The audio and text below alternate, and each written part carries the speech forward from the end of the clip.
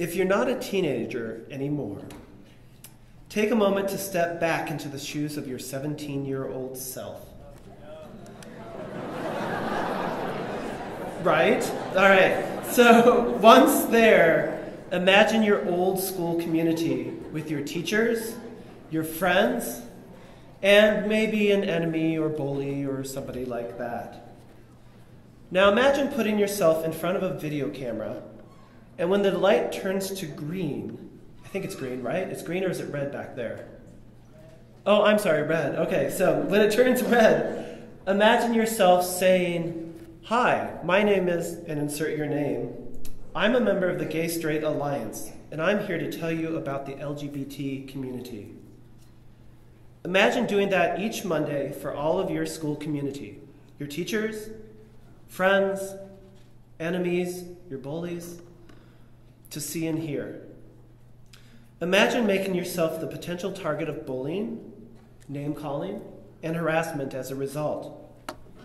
Could you have done it? Would you?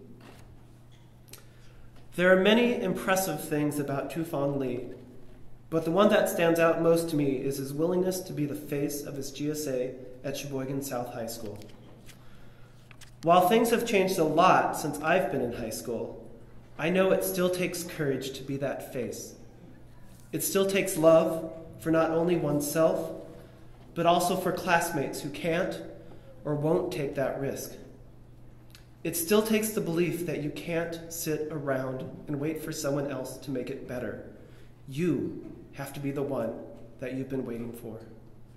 Tou was exactly that when he put himself in front of the camera, when he revitalized his GSA, and when he decided to live openly regardless of risk. The result is that he not only transformed his school, he also transformed himself. Tou writes, in order for me to reach out and make sure that other students are not alone, I had to be willing to open up and share my personal story. I accepted myself, I forgave myself, and as a result, I learned that life was too short to not be yourself. Tou says that he intends to shine hope to young adults. I say he already shines hope on all of us. I'm really pleased to introduce Tou Fong Lee to the stage.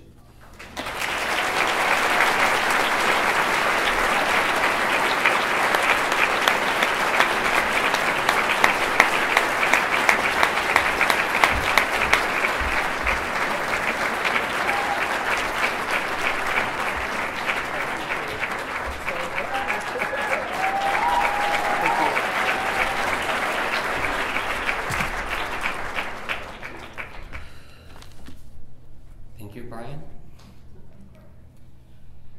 Can't see my speech.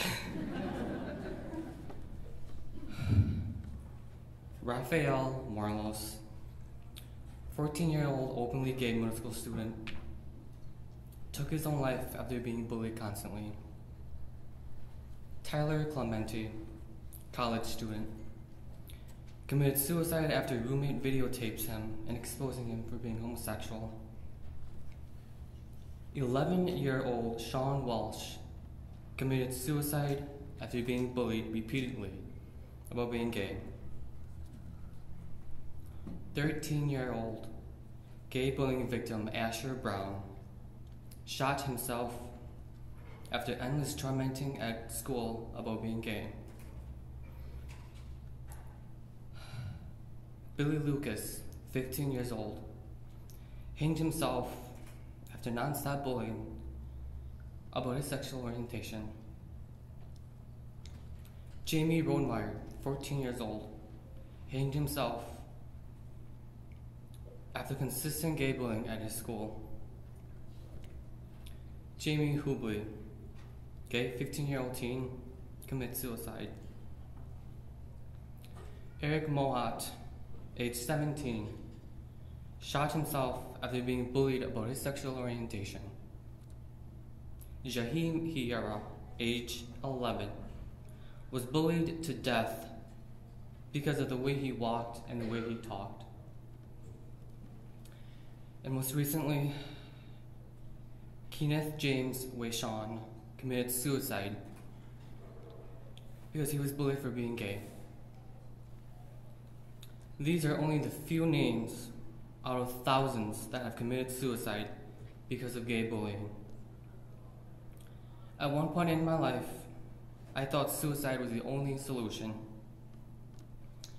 I felt unwanted at my school, in my community, and in my family. I fell to the lowest point in my life.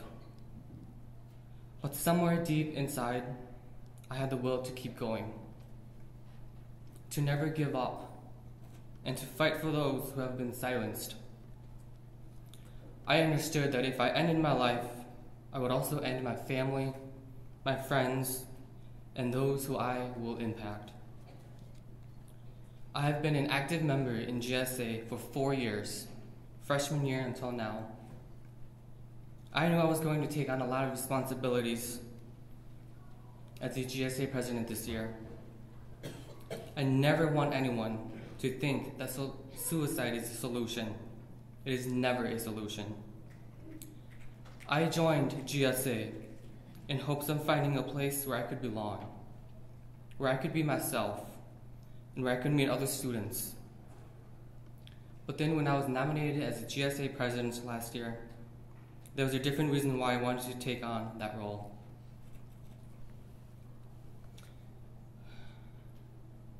I understand how it feels like to sit alone at lunch. I understand how it feels like to feel ashamed. I understand how it feels like to feel unsafe,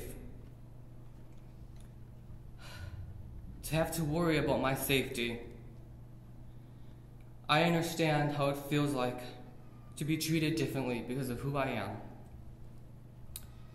I understand how it feels like to be afraid. I joined GSA to change our school, to let students know that it gets better, and to help save a life because GSA saved my life. I hope to motivate the younger class, the younger people, and the younger generations to change the way our school work and to become great leaders of this country. And by doing so, we might just save a life. I want to take this time to thank a couple of people who have supported me. I want to thank my sister Kai, who is here, my best friend Natalie, who left early, my two friends Courtney and Julio, who are here. I would like to thank my 3 advisors, Senora Smith, Madame Rommel, and Rebecca DeYoung, who is here.